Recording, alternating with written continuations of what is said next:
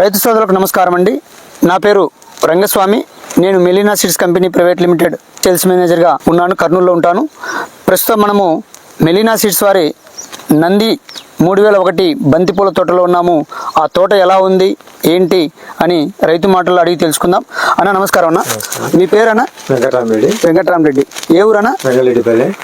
మండలం అన్న? గిద్దలూరు. జిల్లా అన్న? ప్రకాశం జిల్లా. మెలీనా ఏ ఇత్తనం అనేది? ఇది మెలీనా సీడ్స్ 3001. ఎప్పుడు నాటారు అనేది? ఆగస్టు 10 నారు పంపించాం. సెప్టెంబర్ 10వ తారీఖు నాటాం. సెప్టెంబర్ 10 అయితే నాటారు.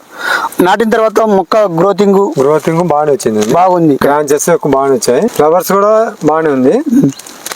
ఫస్ట్ ఒక కటింగ్ వచ్చాము. ఇప్పటికి ఎన్ని రోజులకి వచ్చింది అన్న కటింగ్? 60 రోజులకు వచ్చింది. 60 రోజులు కటింగ్ వచ్చింది. పువ్వు ఎలా ఉందన్న? గట్టిగా ఉందా? వెయిట్ బాగానే ఉంది. మార్కెట్ లో కూడా బాగానే నిలబడి 4-5 రోజులు ఉన్నా గానీ స్టాక్ చెడిపోవట్లేదు అంటున్నారు. సైడ్ బ్రాంచెస్ పక్క వెరైటీకి మీరు వేరే వెరైటీ కూడా వేసినారు. చాలా 80% డిఫరెన్స్ ఉంది. 80% డిఫరెంట్ ఉంది. ఆ పువ్వు కూడా ఎలా ఉందండి? పువ్వుకి దీనికి ఆ పువ్వుకి రెక్కలు కొద్దిగా పతలాగా ఉన్నాయి. ఓకే. ఇవి రెక్క మందం బాగా వెయిట్ ఉంది. రెక్క మందంగా ఉంది, వెయిట్ ఉంది. ఓవరాల్ గా మనకి ఇప్పుడు ఎన్ని మొక్క వేసారు మీరు? మేము ఎకరాకి 12,000 నాటాం. 12,000 ఎకరానికి నాటారు. ఇది మొత్తం ఎకర పొలమా? 70 సెంట్లు.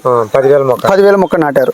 మన ఇది నంది ఎన్ని వేల మొక్క నాటారు? నంది 7,000 నాటాం. 7,000 నాటారు. 7,000కి మొదటి కటింగ్ ఎంత వచ్చిందండి? 3 క్వింటాలు కోసాము. 3 క్వింటాలు కోసారు. కింటం ఎంత పోయింది? కింట 5,000 పోయింది. కింట 5,000 పోయింది. తెగులు మీకు ఏమనిపించాయండి? తెగుళ్ళు ఏం లేవండి. ఇప్పటికి ఒక్కసారి స్ప్రే చేసింది కూడా. ఒక్కసారి స్ప్రే చేశారు. పురుగు కూడా ఇప్పటికి ఏం లేదు. తెగుళ్ళకు కూడా ఏం లేదు. తెగులుకు ఏమి ఆశించలేదు. అన్నిటే తట్టుకున్నది. బ్రాంచెస్ ఎక్కువ ఉంది కాబట్టి మన మార్కెట్ లో రేట్ ఉంటే కన్నా మంచి డబ్బులు వస్తాయి.